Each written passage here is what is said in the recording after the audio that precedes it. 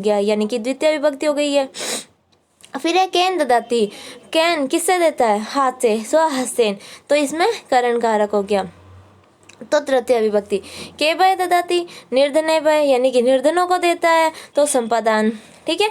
चतुर्थी हो गया कस्मात ददाती, यानी कि कोष से, यानी कि जो उसका कोषागार है उससे देता है, तो कोष से क्या अलग हो रहा है, तो अलग होने के अर्थ में हमेशा अपादान होता है। जैसे पेड़ से पत्ता गिरा, तो पेड़ से पत्ता अलग हुआ है, तो उसमें भी अपादान हो गया, तो यहाँ हमेशा पंचमी, अलग होना हमेशा पंचमी में आता है। कुत्र ददाती क्या देता है, ग्रामे अधिकरण,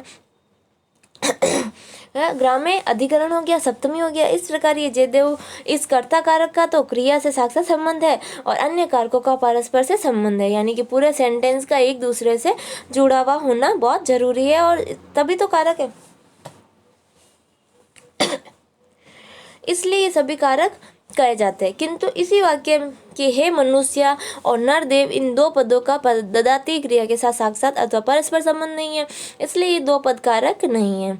यहाँ सब शब्द आए, जो शब्द आए अपन ने ले लिए, लेकिन दो शब्द नहीं आए, एक हे मनुष्य और एक नरदेव से। नरदेव से जो जयदेव के पिता थे, इनका कोई संबंध नहीं है किसी से भी, तो इसलिए ये दो कारक नहीं है। संबंध कारक तो नहीं है, परंतु उनमें षष्ठी विभक्ति होती है, ठीक है।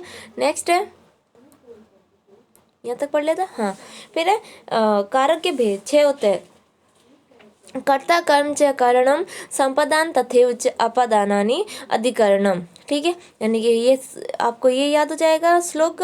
तो कर्ता कर्म च कारणम संपदान तथैव च अपादानादि अधिकरणम। कर्ता कारक, कर्म कारक, करण, संपादन, अपादान, अधिकरण, ठीक है।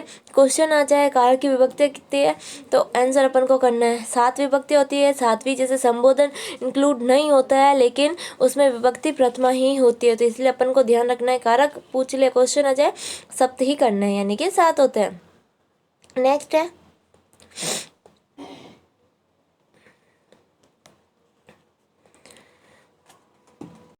है यहाँ कारक की विभक्ति, जो क्वेश्चन बता दिया, बाई चांस आ जाए तो कितने होते हैं, तो 7 ही करना है, और यूँ पूछे तो 6 होते हैं। आपको क्वेश्चन पढ़ना है ढंग से, उसमें क्या पूछा है वो अभी मैं समझाती हूँ आपको। कारक विभक्ति 7 है, प्रथमा, द्वितीय, तृतीय, चतुर्थी, पंचमी, षष्ठी और सप्तमी। षष्ठी इंक्लूड नहीं है, सीधी सप्तमी में आ जाता है, और तो संबंध को कारक नहीं माना जाता है, क्योंकि संबंध का संबंध क्रिया से नहीं होता है, यानी कि जो भी क्रिया होती है उसका संबंध कभी संबंध से नहीं होता है। राम पाठम पढ़ती, तो राम करता है, कर्म पाठ है, और क्रिया क्या है, पढ़ती, पढ़ना क्रिया हो गई। अब संबोधन में प्रथमा विभक्ति ही मानी जाती है, इसलिए कर्ता हे राम, हे रामो और हे रामा, ये जो संबोधन वाले हैं ये सारे, ठीक है।